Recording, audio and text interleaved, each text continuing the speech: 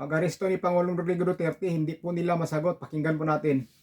For detention and the basis for detention.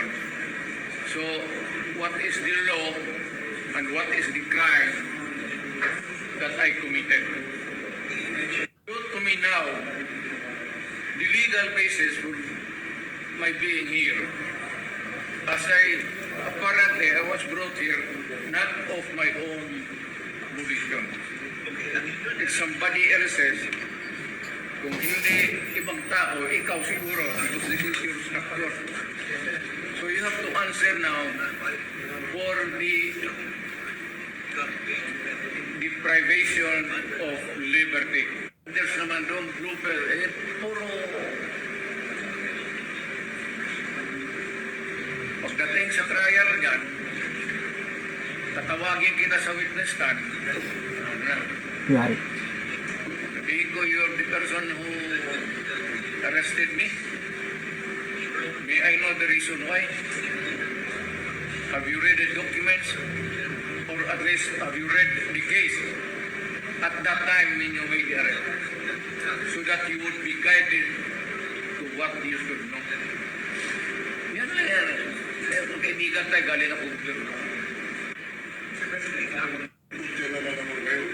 Alam mo ba na hindi man lang siya masaya anong kaso kung pinatay sa kanya? Hindi niya alam. Kahit na PI man, Kasi sa kanya nasa dyaryo na.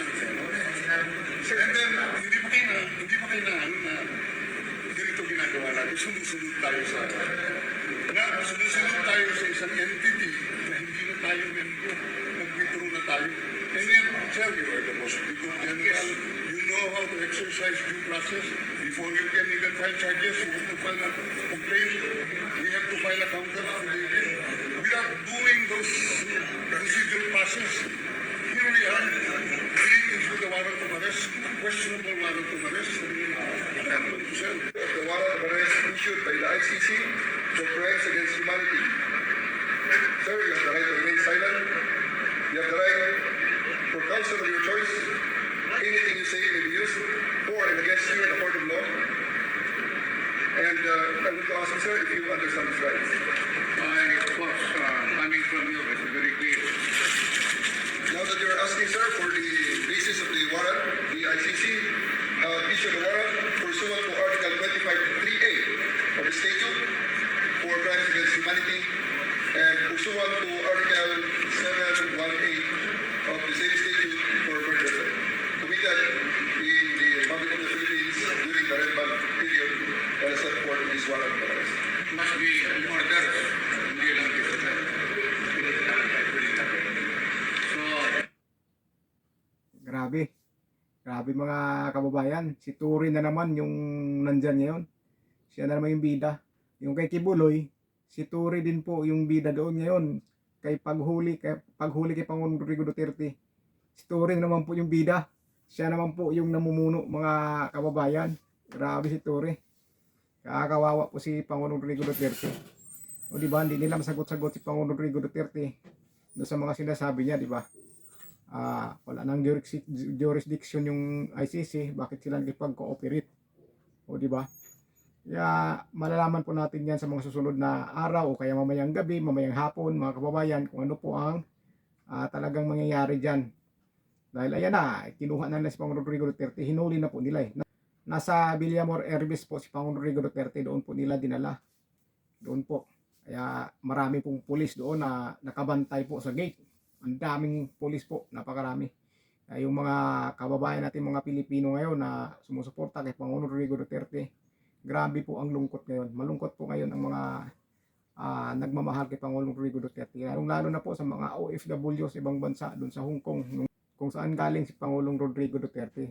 Siyempre, magugulat yung mga OFW natin at mabibigla sila. Nabigla pa lang hinuli si Pangulong Rodrigo Duterte sa pagdating niya sa airport.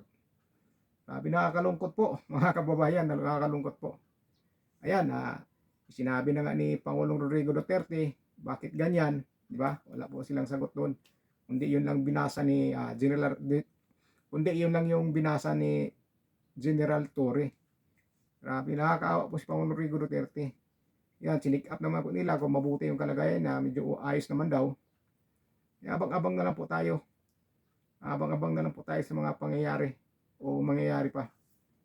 Kung ano po ang magiging kaganapan po diyan sa pag-aresto nila kay Pangulong Rodrigo Duterte na nandyan na po sa Villamor Air Base. Nandyan na po siya. Diyan po nila dinala din diretso. Grabe. Nakakalungkot na balita mga kababayan, nakakalungkot po. Kaya marami po ang natutuwa ngayon, marami din po ang nalulungkot. Marami po.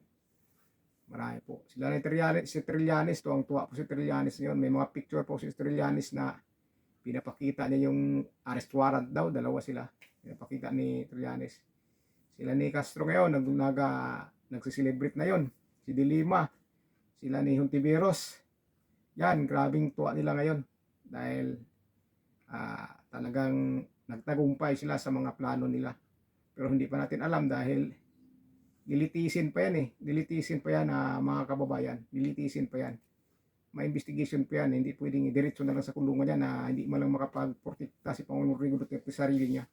May ano pa yan, may litis pa na mangyayari yan. Dilitisin pa yan. Kaya pagdasalan lang po natin mga kababayan na magiging okay po si Pangulong Rodrigo Duterte. At sana nga po, malampasan niya itong mga kalbaryo na pinagdaanan nila ngayon.